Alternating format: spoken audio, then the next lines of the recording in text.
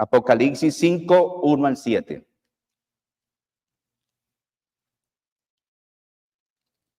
Bueno, entonces dice allí el Apocalipsis 5, 1 al 7. El Cordero y el libro de los 7 sellos. Lo vimos la vez pasada, pero vamos a enlazarlo nuevamente hoy. En la mano derecha de aquel que estaba sentado en el trono, vi un libro escrito por dentro y por fuera, sellado con 7 sellos. Vi también a un ángel poderoso que anunciaba a gran voz: ¿quién es digno de abrir el libro y de desatar sus sellos? Y nadie, ni en el cielo, ni en la tierra, ni debajo de la tierra, podía abrir el libro, ni mirar su contenido, ni mirarlo, ni abrirlo, ¿no? Dice Juan: yo lloraba mucho.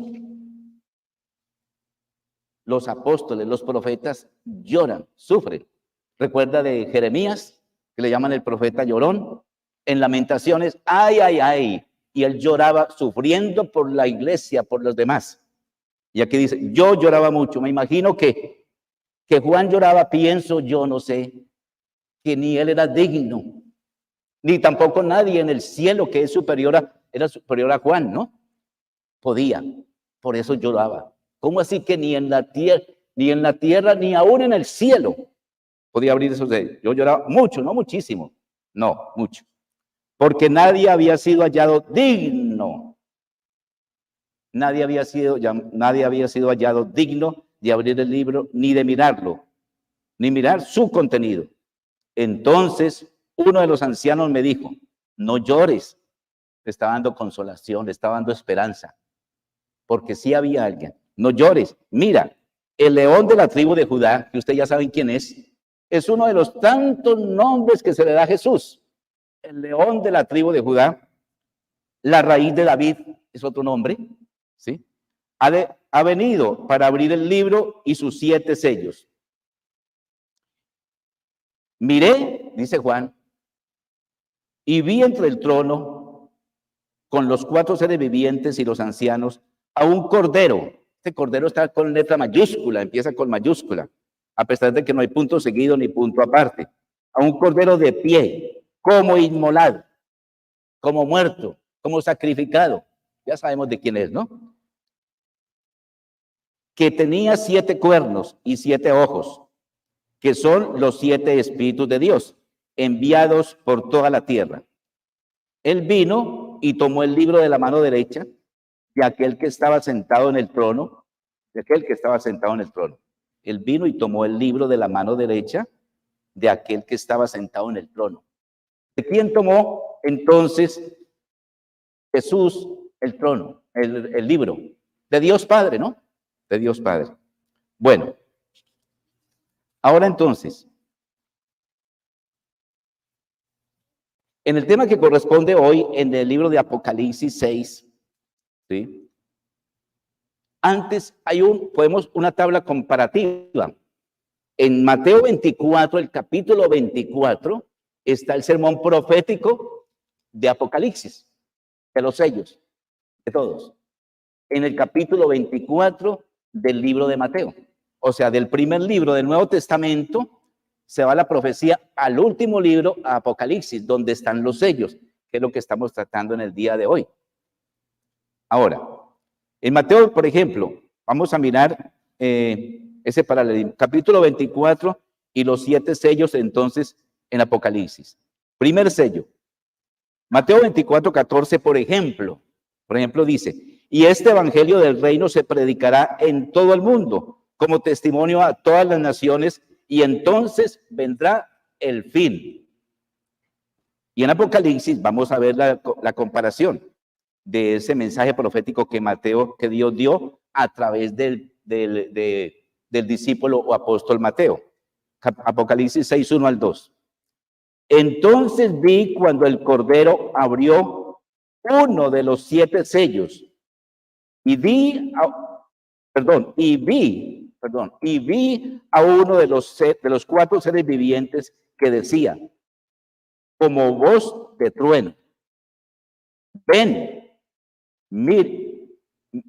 ven, miré y había un caballo blanco. En la Biblia los colores también tienen su significado, ¿no? Un caballo blanco, el que estaba montado en él tenía un arco, se le dio una corona y salió conquistando, dice ahí, para conquistar. O sea, salió de una vez venciendo, porque Jesús es el vencedor. Salió venciendo y para vencer hasta lo último, ¿no? Para conquistar. Ahora, en el primer sello, el primer símbolo es de un caballo blanco. La blancura del caballo demuestra la pureza de la fe. El caballo blanco. La blancura simboliza la pureza de la fe durante el primer siglo, los primeros 100 años de la era cristiana. Había pureza, todo estaba bonito porque estaba recién Jesús en la tierra, ¿no? Todo estaba muy bonito. Entonces Apocalipsis, esta profecía que está en Mateo 24:14, está relacionado con esto, según los eruditos, ¿no? La corona dada al jinete. ¿El jinete quién es? Jesús, entonces. Sí, que salió conquistando para conquistar, significa el celo, el cuidado y el éxito por la verdad. ¿La verdad de qué? La verdad del evangelio que era naciente en esa época, en el primer siglo, ¿no? Para todo el mundo antiguo y todo el mundo nuevo, por decir así, aquí en la tierra. Jesús entonces es el Salvador del mundo. Hay una parte de la Biblia que no recuerdo ahora, donde dice Jesús, el Salvador del mundo. Así lo dice textualmente un versículo de la Biblia. En la profecía de Mateo 24:6-8, se habla de guerras, rumores de guerras, hambres, terremotos, pestes y demás cosas. En Apocalipsis 6:3-8, en los sellos segundo y tercero y cuarto sello, los jinetes de los caballos rojo o rojizo, porque hay versiones que le dan otra tonalidad al color. O rojizo, entonces, allí comenzó a corromperse entonces esa pureza original. De ahí ya después comenzó, que transcurrió un poco el tiempo, dice que entraron en la iglesia miles de paganos que no estaban directamente convertidos. Entonces todo comenzó a malograrse poquito a poco, ¿no? Esa pureza original del primer jinete se empezó a quitar, se empezó a quitar la paz del evangelio, poquito a poco, la maldad, que comenzó otrora en el Edén. Desde ahí continuó la maldad y desde ahí continuará hasta que Jesús venga. Sí. Ahora, el tercer sello, entonces en Apocalipsis 6:5, cuando abrió el tercer sello, miré y vi un caballo negro, o sea, lo opuesto al blanco. Este símbolo debe representar un periodo de grandes tinieblas, de oscuridad, de penumbra que vino a la iglesia, a la era cristiana, ¿no? Dice, el que lo montaba tenía una balanza en la mano.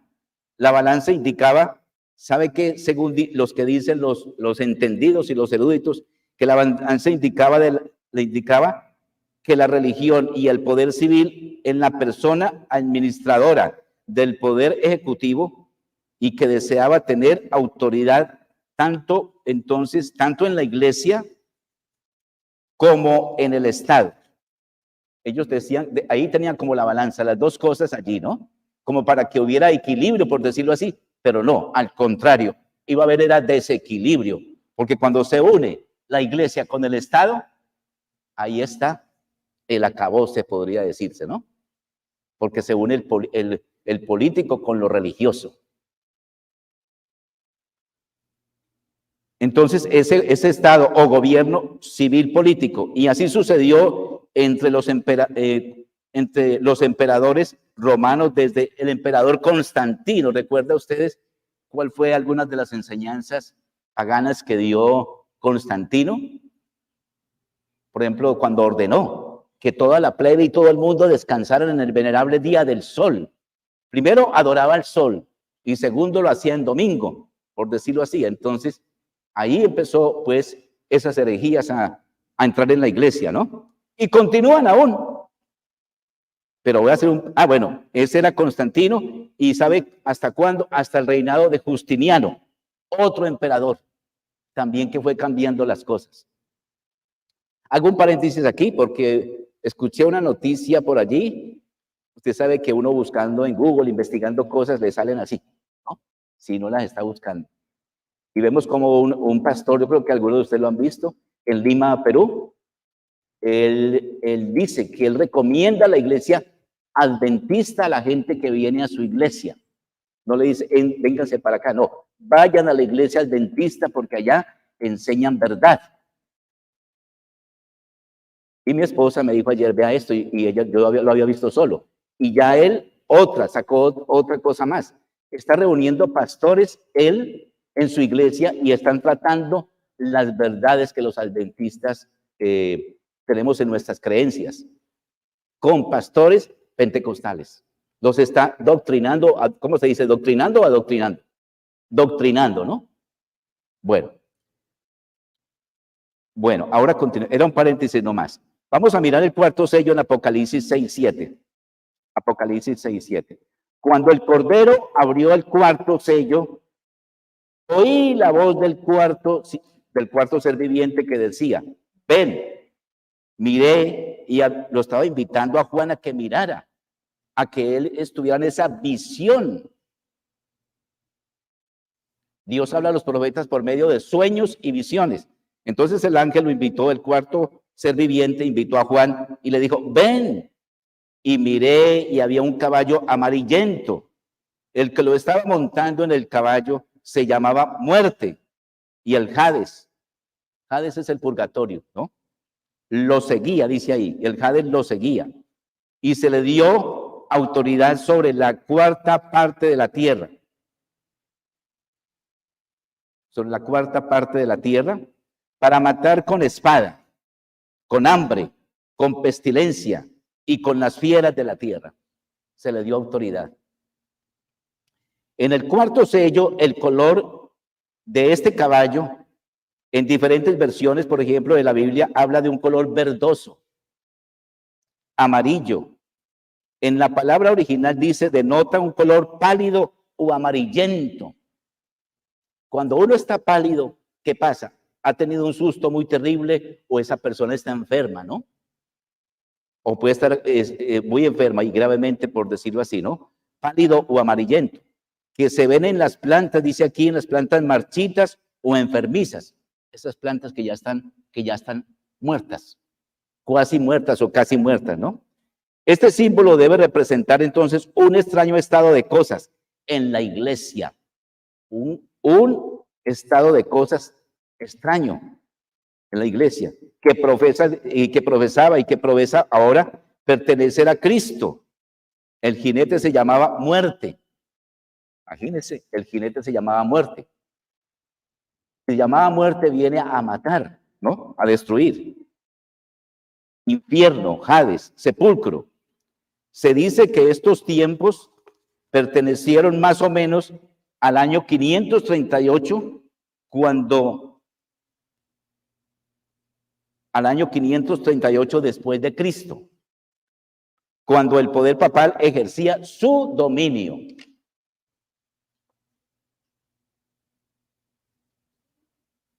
Y vámonos al quinto, para ir rápidamente. El quinto sello, entonces, vamos a leer en la Biblia Apocalipsis 6, 9 y 11. Apocalipsis 6, 9 y 11.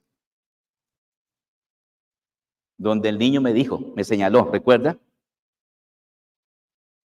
6, 9 y 11. Dice aquí entonces, quinto sello. Cuando el Cordero abrió el quinto sello, vi debajo del altar las almas de los que habían sido muertos a causa de la palabra de Dios y del testimonio que habían mantenido. Clamaban a gran voz. ¿Hasta cuándo? Clamaban a gran voz. Salmo. ¿Hasta cuándo, oh Señor santo y verdadero, esperarás para juzgar y vengar nuestra sangre de los que moran en la tierra? Y se les dio a cada uno de ellos una vestidura blanca y se les dijo que descansaran un poco más de tiempo hasta que se completara también el número de sus consiervos, o sea, siervos como ellos, consiervos, y de sus hermanos que habrían de ser muertos como ellos lo habían sido. Ustedes dirán, Rodrigo, explícanos un poquito esto, ¿cómo así estaban muertos y ellos estaban hablando? Usted sabe que la profecía tiene cuestiones simbólicas, ¿no? Entonces, puede ser que Juan lo vio antes o lo vio después, porque si por ejemplo, se ha dicho que cuando una persona es asesinada por otra, ya está muerta, ¿cierto? Pero ¿qué pasa con esa sangre en el cielo? Llega hasta el cielo, ¿sí o no? Llega hasta el cielo esa sangre. Asesinar a una persona. Entonces, esa más o menos sería la explicación aquí del por qué esas almas estaban clamando, si ya estaban muertas, ¿no? Bueno, también, ¿a qué tiempo de la historia entonces se aplica el quinto sello? Y al siglo XVI, el año de los 1500. Recuerda los años 1500 para arriba, ¿no? ¿Recuerda qué pasó ahí? ¿Y de dónde venimos nosotros? Exactamente en el siglo XVI, de 1516-17, cuando los reformadores empezaron a minar, o sea, a socavar, a desgastar, a desbaratar, a desenmascarar. ¿Qué cosa? La estructura papal y a frenar el poder perseguidor de la iglesia. Lo hacían en una forma no violenta ellos. Los reformadores no actuaron de una forma violenta, andaron con la verdad, con la Biblia. Por eso salió de allí sola escritura, ¿sí? A ese poder perseguidor de la iglesia. ¿De cuál iglesia? De la iglesia popular romana. Tiene más nombres, pero es la iglesia popular romana. Ya la conocemos. Esto no lo diferencia, perdón, esto que estoy diciendo aquí no lo dice la iglesia adventista, ni me han dicho que yo lo diga, ¿no? Esto lo dice la Biblia, la palabra de Dios, ¿sí? Ahora, ¿y lo corrobora entonces qué? Y lo corrobora la historia universal. Primero lo dice la Santa Biblia, la palabra de Dios, la Santa Palabra de Dios. Y luego lo corrobora la historia universal. ¿Sí? Y si es allí, están las dos evidencias más fuertes, ¿no? Y este acontecimiento entonces lo permitió ¿quién? Nuestro Dios permitió este acontecimiento, de que estos reformadores trabajaran en esa forma, para que surgiera entonces lo que es llamado el protestantismo, de donde también viene la iglesia adventista, porque nosotros somos protestantes, ¿sí? Así es. Somos apologistas, somos defensores, pero ¿somos defensores de qué? ¿De la iglesia adventista? No. Somos apologistas, o sea, defensores de la santa palabra de Dios. Esa es la que debemos defender con cuidado, con prudencia, claro que sí, con sabiduría, con verdad, con entendimiento. Bien, el sexto sello, entonces en Apocalipsis 6:12, menciona allí de un gran terremoto. Un folletico de la fe de Jesús, ¿me lo puede pasar alguien? O el niño, el folletico de la fe de Jesús. Un folletico me lo hace. Bueno, un gran terremoto menciona entonces en Apocalipsis 6:12. Ocurrió el 1 de noviembre de 1755. Destruyó Lisboa, sacudió el norte de Europa, el norte de África, parte de América. Se dice que abarcó una extensión por lo menos de unos 11 millones de kilómetros. unos 11 millones de kilómetros. Sí, por favor. Abarcó entonces ese terremoto sus ondas, ¿no? El mar se levantó 15 metros sobre su nivel ordinario. 15 metros. 15 metros tiene que ver, creo que, traspasa un poquito el techo, ¿no? Hermano Edwin, ¿o no? 15 metros. Sí, traspasa un poquito el medio. Se levantó entonces el nivel del mar, 15 metros sobre su nivel. Un puerto llamado Setúbal se hundió, el puerto completo. Dice también la historia, un pueblo entre 8 a 10, entre 10,000 habitantes fue tragado con todo y ganado en ese terremoto que hubo. Ningún otro terremoto que la historia universal registra se puede decir que se refiera, que se refiera o se mencione en el sexto sello. Se cree entonces que ese terremoto es el que está en Apocalipsis 6, ese gran terremoto. Ustedes pueden ir a la historia universal, y eso es largo todo lo que se dice allí, eso es largo. Yo resumí porque tiene que ser breve, ¿no? Todo lo que se dice acerca de este gran terremoto. Bien, ahora entonces vamos con las otras señales que ahí también nos muestra Apocalipsis, ¿no? Y Mateo, Apocalipsis también. Entonces vámonos aquí, precisamente en este folletico que yo mandé pedir, aquí está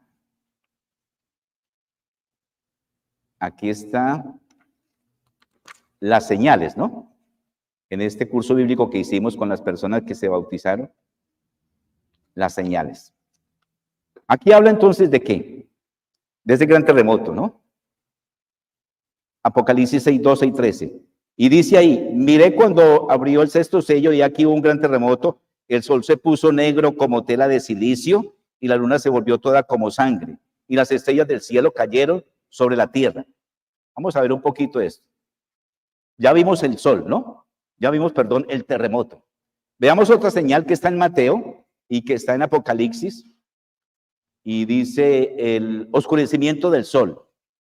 Está en Isaías, está en Joel, está en Isaías 24, 23, en Joel 2, 30, en Marcos 13, 24, en Mateo 24, 29.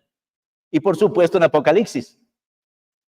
Este acontecimiento extraordinario ocurrió el 19 de mayo de 1780, fecha exacta, que la historia lo registra, la historia universal.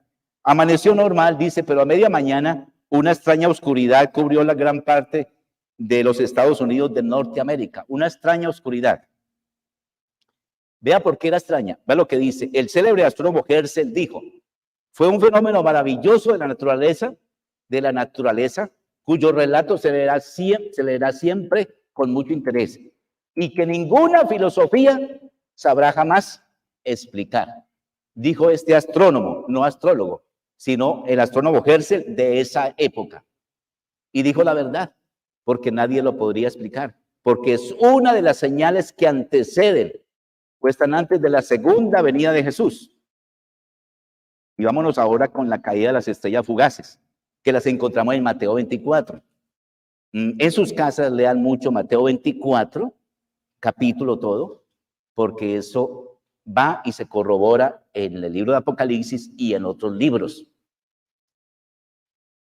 Esta notable señal ocurrió la noche del 13 de noviembre de 1833. Estamos hablando allí de cuántos años después, de 20, de 30 años después. Un testigo de aquel suceso dijo que las estrellas caían con tal profusión, o sea, en tanta cantidad, que a su luz se podía leer un periódico. Esto es apenas un poquito relato de eso. Tiene una extensión en la historia universal, este acontecimiento de las caídas de las estrellas fugaces.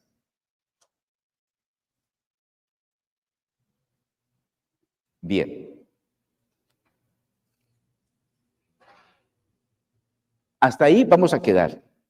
Después vamos a ver entonces, la próxima que estemos en el libro de Apocalipsis nuevamente, vamos a ver el séptimo. Mira, Rodrigo, ¿y el séptimo dónde está? Pero es que lo vamos a estudiar con el sellamiento de los 144,000. ¿Y sabe con qué otra cosa?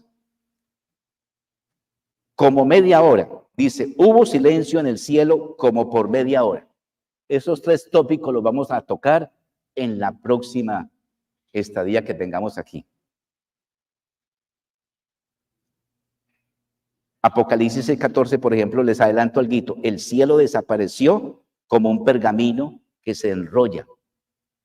Parte de esas cosas la vamos a ver en el otro, o sea, continuará. Mis hermanos, ¿por qué trajo Rodrigo esto hoy aquí? Porque estamos haciendo una secuencia de Daniel y Apocalipsis, número 1. ¿Por qué? Porque estamos, como dijo también la hermana Inés hoy, en tiempos peligrosos, tiempos finales, tiempos angustiosos. Pero acuérdense que nosotros, Dios no nos deja sin esperanza. Nosotros no nos podemos desesperar, ¿sí? Y preocupar por todo, por todas estas cosas que están sucediendo. Al contrario, ¿sabe una cosa? Debemos de llenarnos de felicidad porque esto nos trae esperanza a nosotros en la vida cotidiana. Es que esto es lo bueno, ¿no? Nosotros no somos fanáticos que solo la Biblia y la vida práctica, ¿qué? Entonces, hermanos, estas cosas, estas profecías, estas señales nos deben traer a nosotros.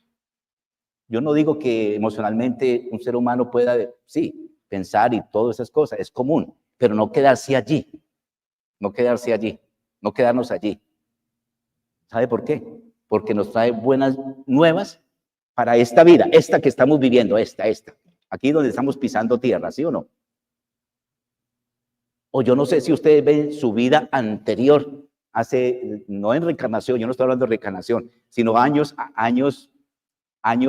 atrás, ¿qué era la vida, no? En mi caso, por ejemplo, ¿qué era yo hace 32 años atrás? En el desorden por allí andaba, ¿no? Descuidado. Y ustedes, cada uno puede analizar también su vida, ¿no? Unos en un grado y otros en otro. Y lo que hemos sido, una vez hemos conocido de nuestro Dios. Entonces, las buenas nuevas de salvación es para vivir una vida mejor aquí. La hermana Inés hablaba de que nosotros como cristianos tenemos un estilo de vida. Y ese estilo de vida que tenemos es diferente al anterior. ¿Sí ve? Sí tenemos un buen estilo de vida, o un estilo de vida que es bueno, porque viene de Dios, ¿o no? Entonces estamos con los pies aquí en esta tierra. Repito, no nos podemos ir a atormentarnos con esto que está pasando y más adelante y cómo voy a hacer, qué va a pasar conmigo, me van a sacrificar, qué va a pasar. No. Estamos en manos de nuestro Dios. Disfrutemos al máximo esta vida. Una pregunta, levante la mano allí si ustedes han notado en estos días que han disfrutado de su familia, A ver, ¿alguien ha disfrutado de su familia en estos días que ha dicho, qué maravilloso? ¿Sí o no? ¿Sí o no? Eso estamos disfrutando. Que estamos disfrutando de nuestra salud. Alabado sea Dios.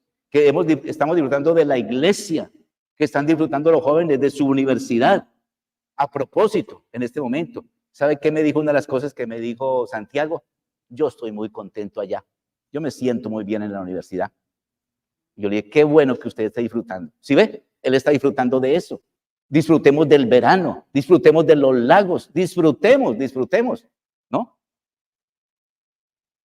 Rodrigo, y entonces las penas, los pesares y las que hacemos, entreguémoslas en manos de Dios. Venid a mí todos los que estáis trabajados y cargados, que yo os haré descansar. Bien, entonces estando con los pies aquí en la tierra, viviendo esta vida en el siglo XXI ya, ¿no? Hemos pasado del siglo, yo nací en el siglo XIX, en el siglo XX ya estamos en el XXI. Entonces, disfrutémoslo. Con los pies aquí en la tierra entonces, y disfrutando de esas cosas, esas maravillas de un atardecer, ¿no? ¿Sabe por qué el ser humano se extasía viendo paisajes de la naturaleza y viendo animales lindos? ¿Por qué será? ¿Por qué será? ¿Por qué será que el ser humano disfruta viendo la naturaleza? Y los niños también. ¿Por qué será? ¿Sabe por qué? Porque ellos, como nosotros, son la obra de Dios. Entonces nosotros por eso congeniamos allí, ¿no? Bien. Por lo tanto, entonces, mis hermanos, estos mensajes de los sellos y estas señales no nos amedrenten. Al contrario, ¿sabe una cosa?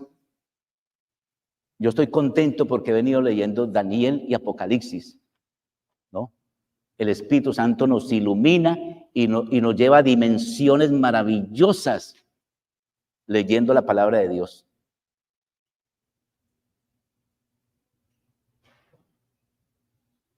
Que entonces el libro de Apocalipsis y Daniel nos animen a seguir adelante en la vida aquí que tenemos hasta que lleguemos a la patria celestial, donde se nos promete que no habrá pecado ni dolor, porque hay veces como seres humanos, sí o no, como humanos, la parte humana, hay veces como que nos hastía, hay veces, sí o no, sí, como que hay veces nos hastía las cosas que hay en el mundo y hay veces incluso lo que uno mismo hace, sí o no, y uno dice, pero yo no sé, no siento como algo que me motive, ¿no? Porque estamos en este mundo de pecado y eso continuará. Pero que eso no sea, pues, el causante de desanimarnos. Sigamos adelante. Y recordemos, como dice Filipenses 4:13, todo lo puedo en Cristo que me fortalece. Roguémosle más bien a Dios para que nuestro nombre no sea borrado del libro de la vida. Pidámosle a Dios para que el Espíritu Santo nos siga guiando al conocimiento de toda la verdad y la luz maravillosa que traen los libros de la Biblia desde Génesis hasta Apocalipsis. Vamos a colocarnos en pie y vamos a entonar este himno, por favor.